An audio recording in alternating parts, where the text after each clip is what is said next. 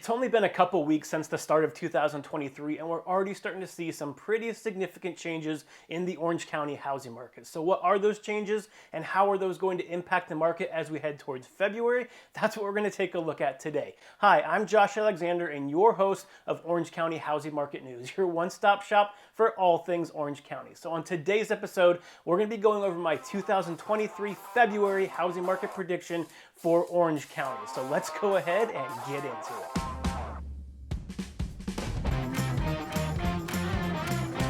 Okay, so for these monthly forecast episodes, I'm going to do things a little bit differently than I did last year. Last year, they tended to drag out 15, 20, 25 minutes sometimes. This year, I'm going to condense it all down into 5 or 10 minutes. So if you're a data nerd like myself and you want to go over more of the data and more of this, just let me know, DM me anytime. I'd be happy to go over it with you. So let's go ahead and start looking at what supply and demand have been doing in Orange County since the beginning of the year. So as we started January, supply in Orange County was the second lowest that we've ever seen.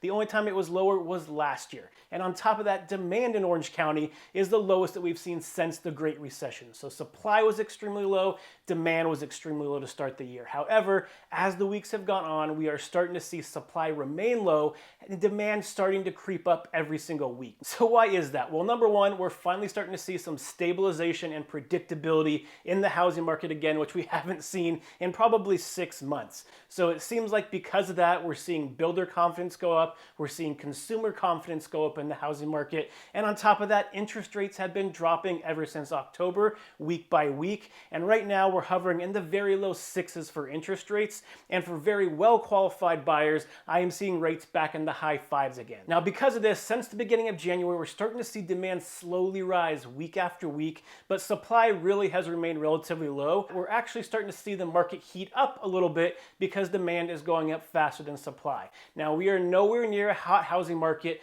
Home prices are still slowly coming down right now. However, we are starting to see the trend of more and more buyers entering the market as homes are becoming more and more affordable again due to the interest rates going down, as well as some depreciation that we've seen over the last couple months. In Orange County, we've seen about an average of 5% depreciation since the market high last summer. So not only are homes less expensive to start this year, interest rates are also down, making it a little bit more affordable for some buyers. Now, like I said, this is some buyers. For the vast majority of buyers, especially first-time buyers, homes are still really out of reach right now because the payments are just too high. So for those of you hoping for a quick turnaround in the housing markets where all of a sudden homes start appreciating again, you're going to be out of luck. There's just not enough demand right now, even though supply is low, to make that happen in the market anytime soon. So what does this all mean as we enter the February housing market in Orange County? Well, number one, you're going to continue to see depreciation slow down.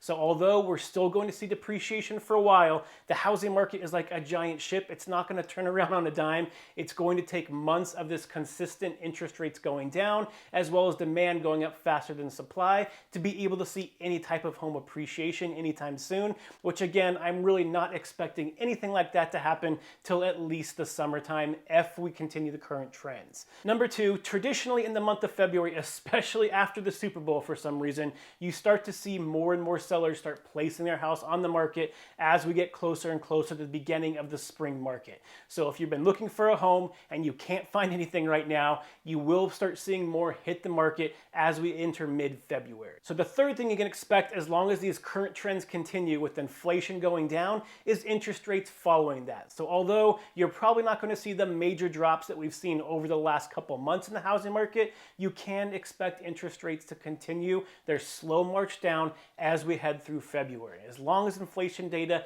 keeps coming out positive, we will see those numbers come down. Now, I'm expecting, hopefully by the end of February, as these trends continue, that we might see rates back into the very high 5s again. However, don't expect these giant 0.5% interest rates drop like we saw at the end of last year when we first started seeing inflation turn around. So yes, interest rates will be going down. However, they're not going to be doing so very dramatically. And again, the same thing goes with home prices. And then the fourth and final trend that you can expect in February, which we see almost every single year, is demand will continue to rise as well. So again, as things start thawing out, hopefully as it starts raining a little bit less, you'll see more and more of these buyers, because interest rates are getting lower, start to enter the market looking for properties as well. So just to sum it up, Inventory should start going up in the middle of February. Demand week by week should continue to increase. Interest rates can continue to go down, and depreciation will slow down as we head through the month of February. Okay, so based on what you can expect in the February housing market, what would be my advice for both buyers and sellers? Let's go ahead and start with buyers first. So buyers, number one,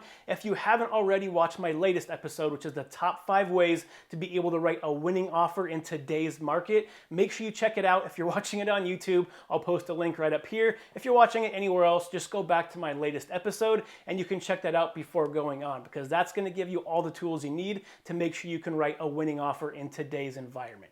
Number 2, buyers, the longer you wait through February, the more competition you're going to have. Like I said, right now demand is going up faster than supply, and although supply and demand will both go up in February, it still looks like demand is going to slightly go up higher than supply, which means if you can purchase a home right now, you're going to have a little bit more negotiating power than you will at the end of the month. However, it's not going to be a giant amount, and in a lot of cases, it might not even be noticeable. So really the best thing for you to do is that if you aren't already pre-approved, just make sure you go through that pre-approval as soon as you can. So if you are able to find that perfect home in this extremely limited environment as we head into February in the beginning, you're just going to have a little bit more negotiating power and be able to get into that home for a better deal. Okay, so now let's go ahead and say that you already have that pre-approval from a lender, and now you're just trying to figure out the timing. Should I buy in February? Should I wait till April? Should I wait till the end of summer? I just don't know what's going to be best for me. The easiest way to determine this is just to ask yourself 4 basic questions. So number 1, am I able to afford the monthly mortgage payments in the neighborhood that I want to live in?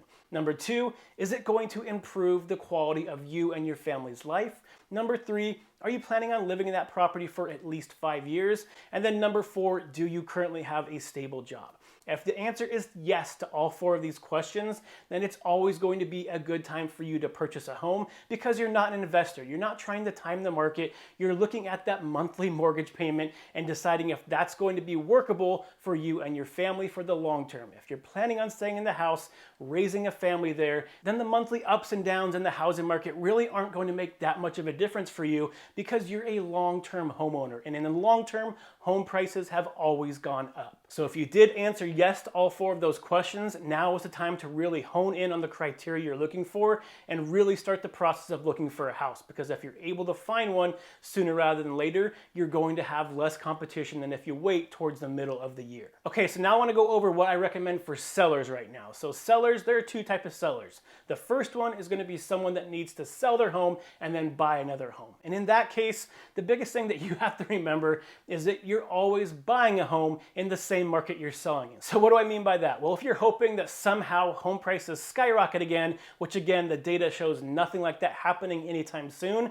then you also have to remember that if your home's value goes up, so does the house that you're trying to purchase. So really the biggest thing for you is going back to those 4 questions as well to figure out if it's going to be a good idea for you to move or not. Because again, for a normal seller, you're not trying to time the market, you're trying to figure out if moving to a new place is going to make financial sense or not. Now let's say you're the second type of seller, the seller that doesn't need to buy another home after they sell their property. Then my advice for you is that you want to get your house on the market as soon as you can. Right now, every single week, home values are continuing to go down.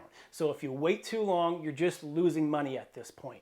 And you also have to understand that as we enter March and April, where you start seeing a lot more homes hit the market, it just means more competition for you. So at the end of February is really going to be the best time for sellers to be able to get their house on the market, have the least amount of competition, and demand by then should continue to rise, giving you more buyers to choose from. Now, the one last thing I want to talk to sellers about is that if you're one of those sellers that is waiting to be able to sell your house until the kids get out of school at the beginning of summer, you have to understand timelines this year are completely different than the last couple of years. Before, you'd be able to put your house on the market that weekend, you'd have multiple offers on it, it'd be in escrow the next week. So it made more sense that if you were waiting for the kids to get out of school, that you hold off till the end of spring to sell your home. However, this year it is completely different. The average home in Orange County right now is taking about 2 months to sell. So if you place your house on the market at the end of February, you're looking at probably the end of April actually getting into escrow, and then escrow's another 30 days as well, which means now you're looking at the end of May when your house closes, which is right around the time kids are getting out of school. So you have to make sure you understand the timelines if you're trying to time that home sale for when the kids get out of school. So if you're thinking of buying or selling a house in 2023 and you're finding this episode useful, please make sure you hit that like, that heart, subscribe button wherever you're watching this on. If you're watching this on YouTube, make sure you hit that bell button as well. That way you're notified every week when I release a new episode. That way you can keep yourself updated on what's going on in the market, as well as every week I'm giving out different tricks, tips, advice to be able to help you successfully buy and sell a home in today's housing market. So again, I hope you found today's information useful. Please share it with anybody that might also find it useful. And until next week, stay healthy, stay happy, and I'll see you on the next show. Bye, everyone.